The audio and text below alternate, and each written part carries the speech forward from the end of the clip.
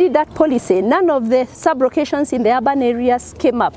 And the reason that urban areas did not show up is because we did not use poverty in crafting that, in crafting the second policy. We simply used access to water, access to electricity, education, and health. And then we put an index on access. Some of the urban areas, their problem is not access to these facilities. The problem in urban areas is ability to pay, which is a slightly different problem from marginalization. With this formula that is used to share revenue among county governments, we know that it has 6 indicators, or indices or parameters, if you like. That formula has poverty, it has land area, it has a development index, it has what we call a fiscal responsibility parameter, and a basic equal share. Each of these indicators carry a different weight in the formula. Allocations based on poverty, land area, and development are designed to address inequality and development gaps. So you'll observe that in the second policy, we do not have any urban areas or the urban slums. So, but we know that the equalization fund alone, at 0.5% of revenue, is not enough to tackle the challenges in urban areas. The revenue shared through the poverty parameter is much, much higher than the fund that we share through the equalization fund. Friends, since the onset of devolution, 1.5 trillion shillings has been allocated to county governments from 2013-14 to 2018-19 as equitable share. Of this 1.5 trillion shillings, 302 billion, and you can see that on the slide, has been shared on the account of poverty. That is the depth of poverty in each county. Land area has been used to share 126 billion, while the development index has been used to share 6 billion. Putting all these together, it means that Kenya's shillings 434 billion has been allocated to tackle poverty and close development gaps among counties. These are the funds that cover or should deal with urban poverty issues. The two formulas have distributed 1.5 trillion across the 47 county governments. As we try to achieve equity, what are our objectives? One is that we want to enhance service delivery. We all know the services assigned to each county. Article 187 requires that if you are given a function, the funds for that function follow. So in us sharing revenue, in us trying to achieve equity, our commission is the Commission for Equitable Revenue Allocation. So equity is at the center of everything we do. The second one is, yes, we need to achieve equity. We need to ensure everybody has adequate or fairly enough resources to provide the functions. And we are doing this within our own understanding that the resources are never enough. So we make do with what we have. We also want to promote balanced economic growth on account of the population.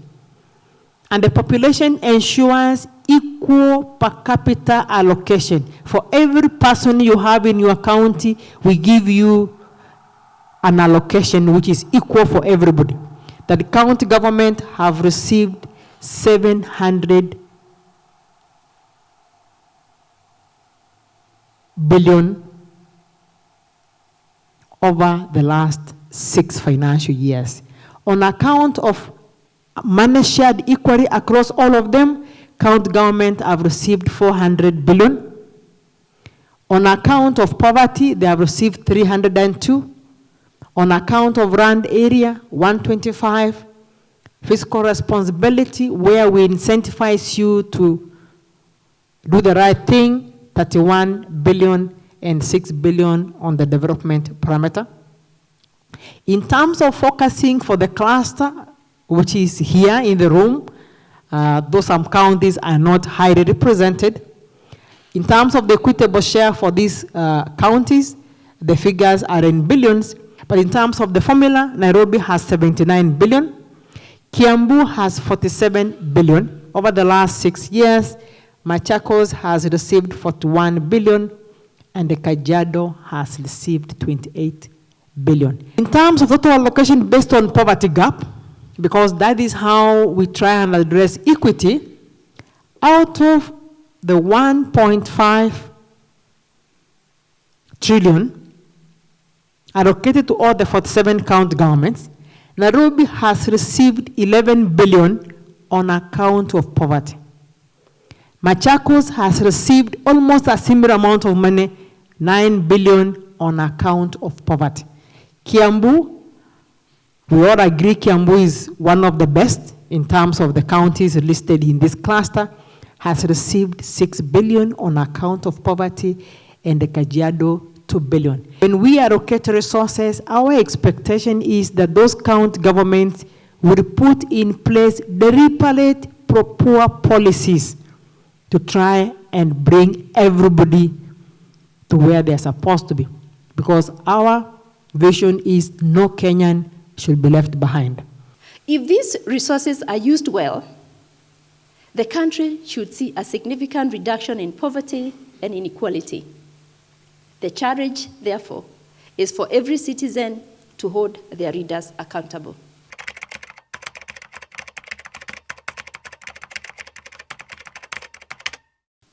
Now, in the city of Nairobi, we have just concluded the implementation of the first generation county integrated development plan, which saw a number of milestones achieved.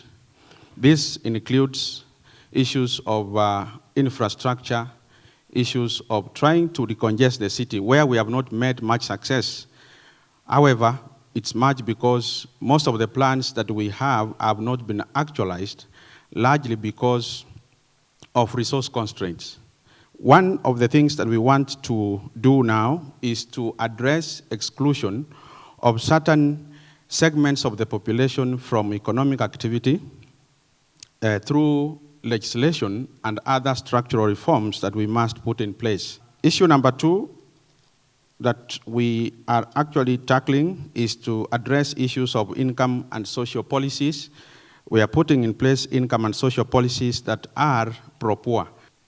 We are trying to improve access to basic services of health and education.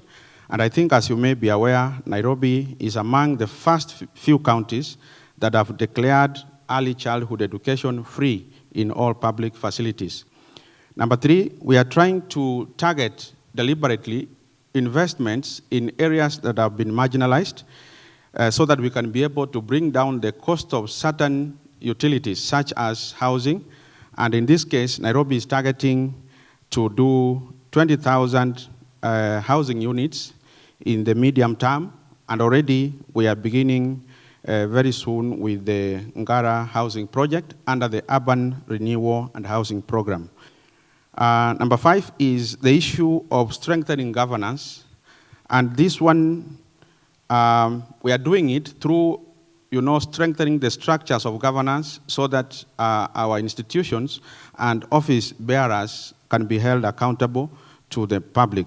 We have a program called Civic Education Program, which is being undertaken through our sub-county administration that is supposed, and we are working with civil society to ensure that our citizens are empowered with the capacity to be able to make meaningful contribution to our plans and budgets. And one of our major problems we are facing in Kiambu is unemployment due to this urban population. In other areas which we are facing in some of these towns is housing. And in housing, what we have done, we have a plan to do affordable housing, 13,000 units in the next 5 years. Under the same, we expect some of these areas to provide employment to our people. In agriculture, what we are working on the areas which are not in urban areas, as you have seen, Kiambu have 12 sub-counties. 50% of those sub-counties are in urban areas and 50% of them are in the rural areas. And part of this area, the main economic activity is agriculture. The other area that we have focused on is coffee. You know, Kiambu used to be one of the highest coffee producers, but we are also trying to get value addition to our coffee so that our farmers can get value for their money and for their product. So we are working on buying machines for milling so that we can be able to help our farmers be able to sell their products. We have also targeted on most of our legal framework so that we can be able to put most of what we do at the legal framework. And part of the bills that we have passed the cooperative bill, and this cooperative bill will help the farmers to form societies. And some of the societies which were not managed well, there is a framework to resort to for management purposes. But our major issue in Kiambu County is infrastructure, especially for the upcoming urban towns, which were practically completely rural, and now they are turning to urban areas. And infrastructure development in urban areas is very expensive. You are aware, doing a rural road may cost approximately 30 million, and doing an urban road will cost you approximately 8 million per kilometer. Those are the challenges that we have, including sewer, including drainage, and more so acquisition of way lifts for sewer, acquisition of road widening. These are very expensive, given that our land has also gotten high level prices within a very short period of time.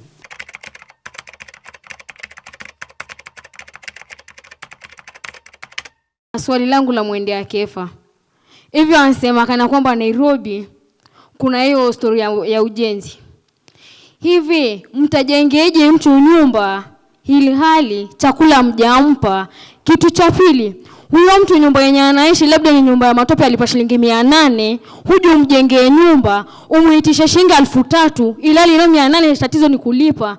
3000 atatoa wapi? In terms of housing, the question is, are we going to provide housing without food? For now, the challenge that we have in Nairobi is housing with an acute shortage of affordable housing to a tune of 200,000 units per year.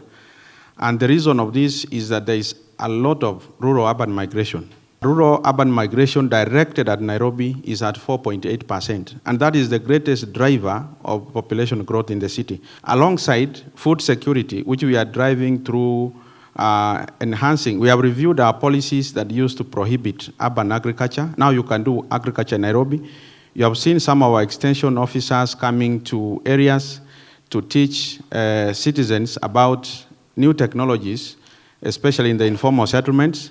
So we are hoping that there is going to be uptake of that technology so that we enhance our capacity to produce our own food. Swali lingine, hizo basari zenye mnapeana, muangalia wale mwapea ama mwapatia wale mwataka, maana kule vijijini kuna wale wako na mahitaji kabisa. Wanahitaji hizo basari kabisa. Lakini zikifika pale juu wale wanapewa ni wale watu wenye wako na uwezo. Je, mwasaidia nini ama ni kutuongezea shida sijui ya shida? When we talked about bursaries, and one thing I would say, it's very sad in our country that even when you float bursaries, who are the people who control these bursaries? People with vested interest.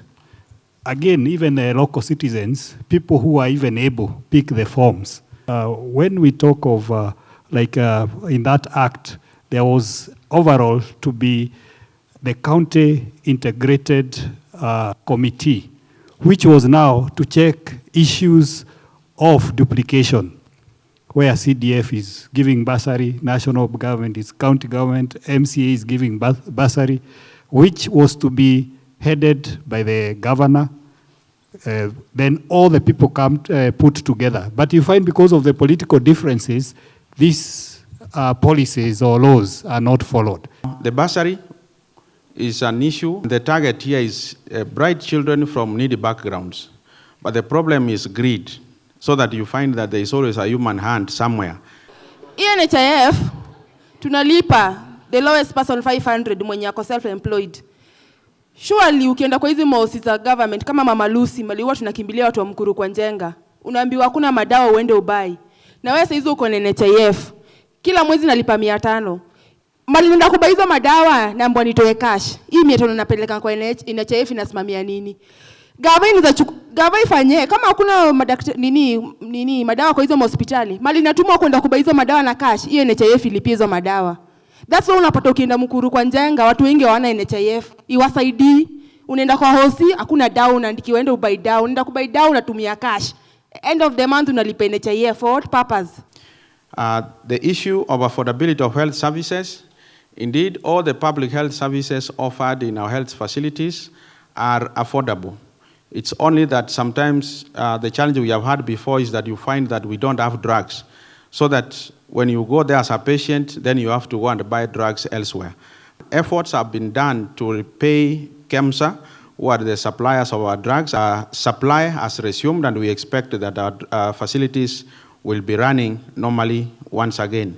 What was our priority from various CIDPs was our health center. So we embarked on an improvement program for all the hospitals. In our budget currently, which is 15 billion, we are spending 4.8 billion on hospitals. 800 millions we are already projects on expanding new blocks for health facilities to increase their bed capacity. The issue of public participation has actually been a thorny issue because when counties are going to meet public, there is no prior information that has reached to actually to real mwananchi to the grassroots. Some maybe the prior information that have been furrowed in the public is through newspaper. How many people are being reached by newspaper in the rural areas?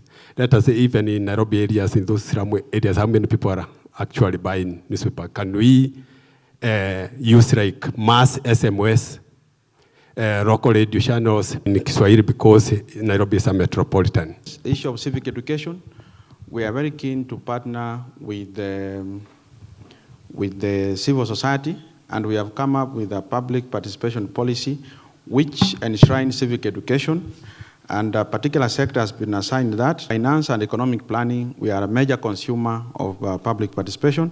On CRA, what incentives do you give to the counties, and is it monetary? We put a fiscal effort in the formula, and this fiscal effort had to do with the amount of on-source revenue increment from one financial year to another.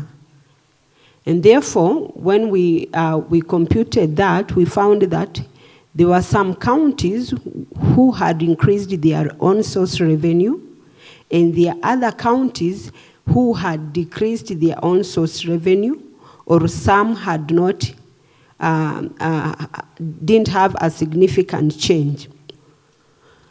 Two, as a public, you need to know this and hold your leaders to account and ask them, why are we not getting anything from on-source revenue allocation as a parameter? Because there are several counties who got nothing from all the amount that was allocated based on that fiscal effort parameter.